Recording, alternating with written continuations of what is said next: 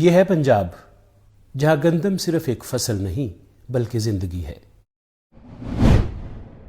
April کے آخری دنوں کی دھوپ، سونا رنگ کھیت اور فصل کی خوشبو، یہ سب تو وہی ہے، مگر منظر قدرے بدل چکا ہے۔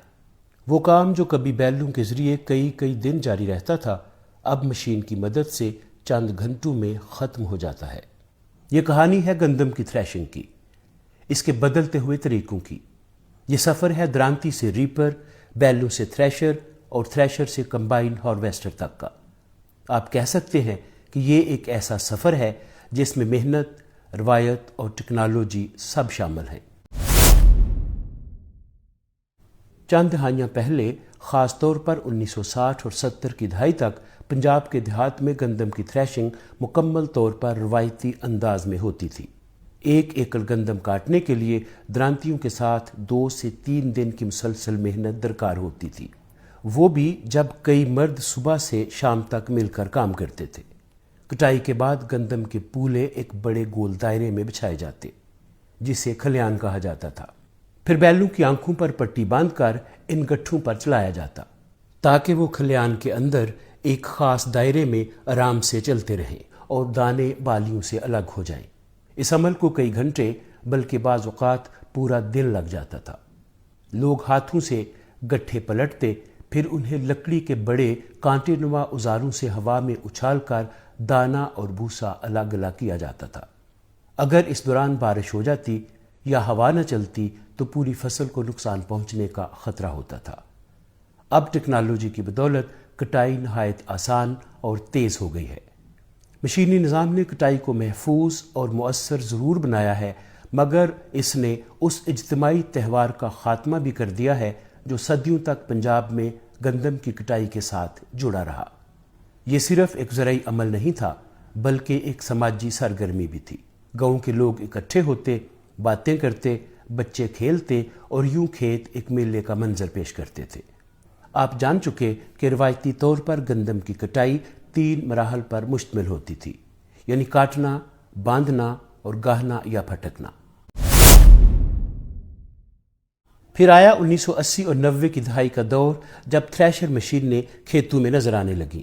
اب یہ کام تہوار سے زیادہ ایک مشینی عمل بن گیا۔ یہ مشین ٹریکٹر سے چلتی ہے، جسے ایک جگہ نصب کر دیا جاتا ہے۔ کسان گندم کے گٹھے اٹھا کر مشین میں ڈالتے اور دوسری طرف سے دانے اور توڑی الگ نکل آتی ہے۔ یہ اکثر دیہات میں اب بھی نظر آتی ہے۔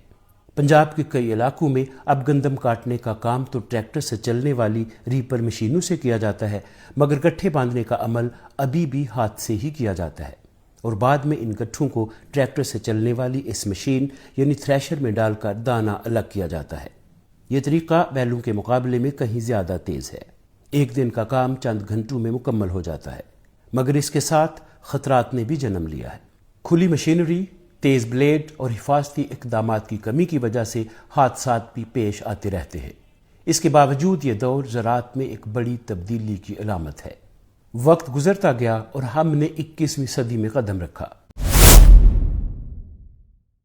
یہ جدید دور کھیتوں میں گویا ایک انقلاب لے آیا، کمبائن ہارویسٹر کی صورت میں۔ یہ جدید مشین ایک ہی وقت میں 3 کام کرتی ہے: کٹائی، تھریشنگ اور صفائی۔ جہاں پہلے درجنوں مزدور درکار ہوتے تھے، اب وہاں صرف ایک ڈرائیور ہی نظر آتا ہے۔ ایک دن میں کئی ایکڑ زمین صاف ہو جاتی ہے۔ کمبائن ہارویسٹر نے کسانوں کا وقت اور محنت دونوں بچائے ہیں، خاص طور پر اس وقت جب موسم تیزی سے بدل رہا ہو اور بارش کا خطرہ ہو۔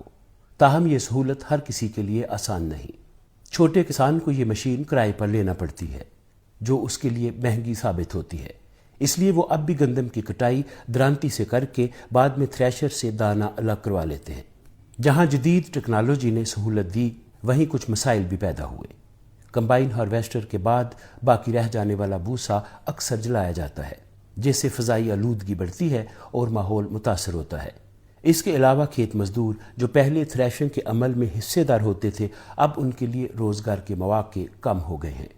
وقت کے ساتھ سب کچھ بدلتا ہے، اور پنجاب کے کھیت بھی اس سے مستثنا نہیں۔ بیلوں کی گھنٹیوں سے لے کر مشینوں کے شور تک یہ سفر ترقی کی علامت ہے، مگر کہیں نہ کہیں ہم وہ سادہ زندگی، وہ میل جول، وہ کھیتوں میں لگنے والے رونق میلے پیچھے چھوڑ آئے ہیں۔ آپ کے علاقے میں اس وقت گندم کی کٹائی کے لیے کون سا طریقہ استعمال ہوتا ہے؟ کمنٹس میں ضرور بتائیے گا۔ اگر ویڈیو پسند آئے تو لائک اور شیئر کریں اور چینل کو بھی سبسکرائب کر دیں۔ آج کے لیے اتنا ہی، اجازت دیجیے، خدا حافظ۔